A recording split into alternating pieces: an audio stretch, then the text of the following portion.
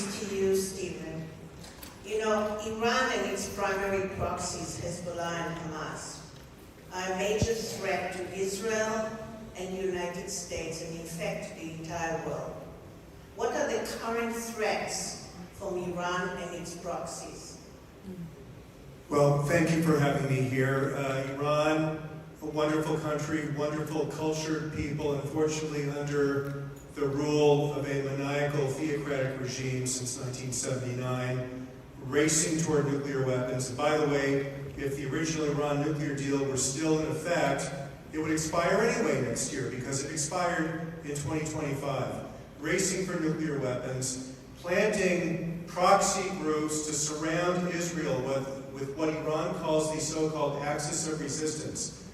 Hezbollah in Lebanon, armed with over 100,000 missiles, rockets, cruise missiles that can strike any target from Haifa to Beersheba and everything in between. The Houthis in Yemen, armed with Iranian cruise missiles and drones, shooting at it a lot.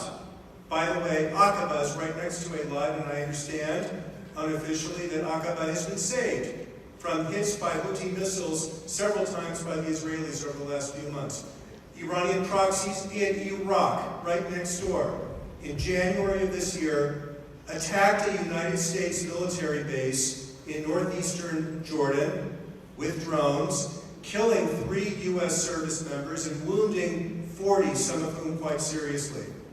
Is Iran a threat to Israel? Of course it is. Iran has sworn to destroy Israel. Iran saw the pieces on the chessboard, Daphna, the Abraham Accords, the negotiations last year that could have led to a deal between Saudi Arabia, Israel, the U.S., and the Palestinians, a package deal whereby the U.S. would enter into a defense pact with Saudi Arabia. The Israelis would recognize a path forward toward Palestinian statehood, and Saudi Arabia would normalize with Israel, establish diplomatic relations. The one party that did not want that to happen was Iran. And the Wall Street Journal reported shortly after October 7th that it was Iran that gave the green light to Hamas to commit these horrific crimes on October the 7th. Who has benefited from this war more than any other country? It's Iran.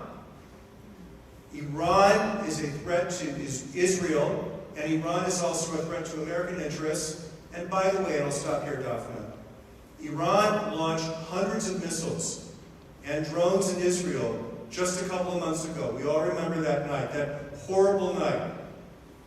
The first ever direct Iranian attack against Israel. What if one of those rockets had pierced through the Iron Dome and struck the Al-Aqsa Mosque in Jerusalem? You know who would have been blamed. Not Iran. They would have said the Israelis did it. We came very close to World War III that night. That is why the United States of America is equally under threat from Iran. This is an issue that has got to be dealt with, Daphna. Thank you. You know, one of the questions obviously on everybody's mind is Israel is being attacked from the north, and it's always in threat of Hamas now from every direction. So what do you think is the reality in the very near future? Daphna, I've been in Israel twice in the last 8 weeks. The mood, as many of you who have been there will verify, is very bleak.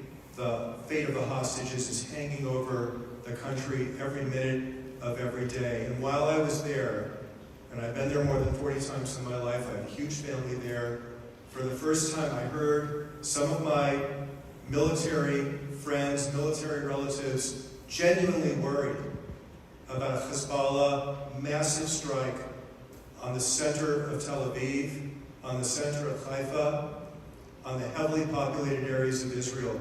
The threat of a Hezbollah attack launching thousands of rockets simultaneously, which Hamas proved on October the 7th when they launched 5,000 rockets simultaneously and overwhelmed portions of the Iron Dome. What if Hezbollah were to fire 25,000 or 30 or 40,000? How many thousands of dead would we have in the populated central portion of Israel? For the first time in my life, I heard grave, grave worry about that possibility. That's different from what we had in June of 1967. It's different from what we had in October of 1973 because the very heart of Israel's civilian population is under threat. People are quite worried about that, Daphne. Arthur Brock, Khomeini to Iran.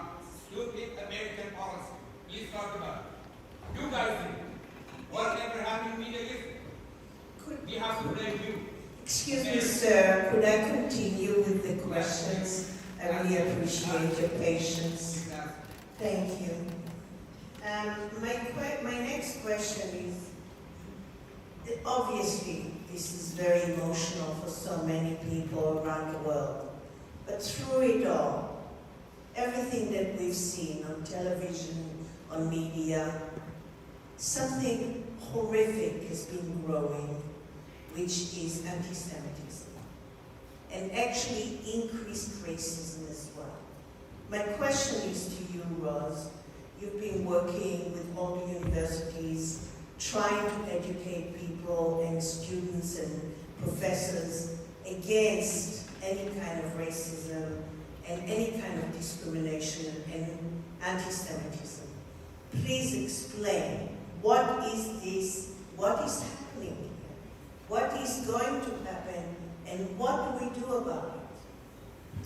I think, first of all, thank you, Daphne, for putting the evening together and for everything you've done. Thank you, Rabbi Barron, for hosting. And thank you for having me on the panel.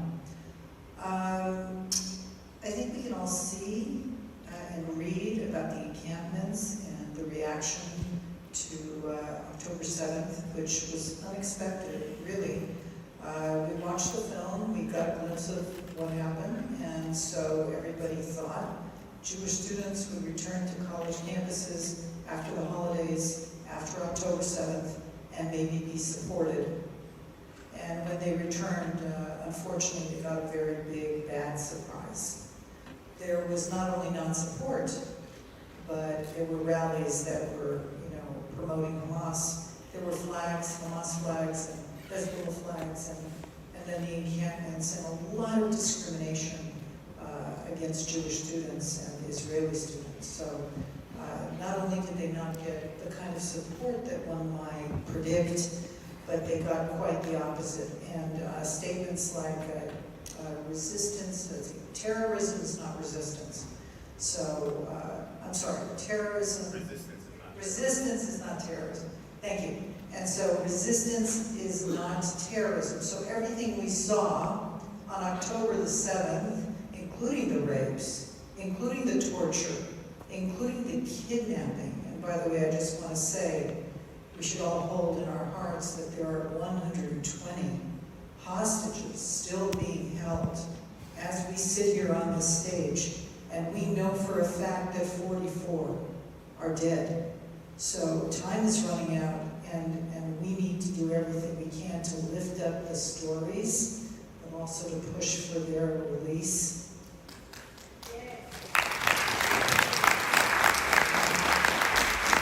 The question I think you're asking is how could the opposite have happened? And students really came back to school hoping, not just in colleges, by the way, but that's what we see in the news, but also in high schools. 100% of our Jewish students in high schools are telling us that they're experiencing anti-Semitism. So it's really big, it's really bold, and I'm a daughter of 2 Holocaust survivors. I think this is a flashpoint. I think there's a lot of ignorance out there. It's why we do the work we do at Stand With Us. We have to educate people like the film has done tonight. Hopefully people learn something new and we'll take it back with them. Education is a road to peace. We have to promote that because without it, the ignorant people who have new information are very susceptible. They're very vulnerable to lies and misinformation. And so, we have students that are running this whole anti-Semitic push, and then we have all the other students who are following along because they don't have information. So, we need to continue to promote good, solid facts out there. You know, it's interesting because I was on a call actually with quite a number of Congress people. I took actually the Black Caucus to introduce them in Israel to the new industry some time ago. And I was on a call and AOC said something that shocked me. She actually said that it's time for the Palestinians to have their country back. And she meant Israel. And I said to her, why do you think that that's so? And she said, well, it says so everywhere in history books. So I said to her, how many times do you think Jerusalem is mentioned in the Quran? And she said, many times. I said, not once. How many times Jerusalem is mentioned in the Old Testament and the New Testament? It's almost every second page. But it shocked me, the level of ignorance within our own leaders. And I'm not talking about politics. I'm just talking about the need for education. Right, and I want to just end with one very, very important thing, and that is this is a moment in time when we hear our students asking for help. We hear them, and shame on the universities for not following their own rules on their campuses. Shame on them. And we need to push them to do so, but we need to also stand by the sides of our students. This is a moment when we need to help them feel their pride and help them express themselves and let them know that they're not alone. Thank you for that. You know, which brings me to you, Zinab. You know, you have really created quite a following of Muslim young communities. And you've been speaking against anti-Semitism and really speaking about October 7th and writing about it. And I read your Wall Street Journal piece. And I was very touched. And I wanted to know, you're Muslim, what did it all mean to you? And why have you decided to take such a stand against anti-Semitism? Thank you, Daphne. To answer this question, I'll kind of start with why I started Mala. Our works predated October 7th. And I will say that since 9/11, Muslim American voices such as myself have been bullied into silence. And I call this coerced cohesion. If we dare to speak out against extremism, against anti-Semitism, against violence in our own communities, if we dare to do that, we are called traitors, bigots, Islamophobes. The word Zionist is spit at us as if it's some sort of slur. Either that or our voices become tokenized. The left and the Islamists have had a monopoly on Muslim American representation since 9/11.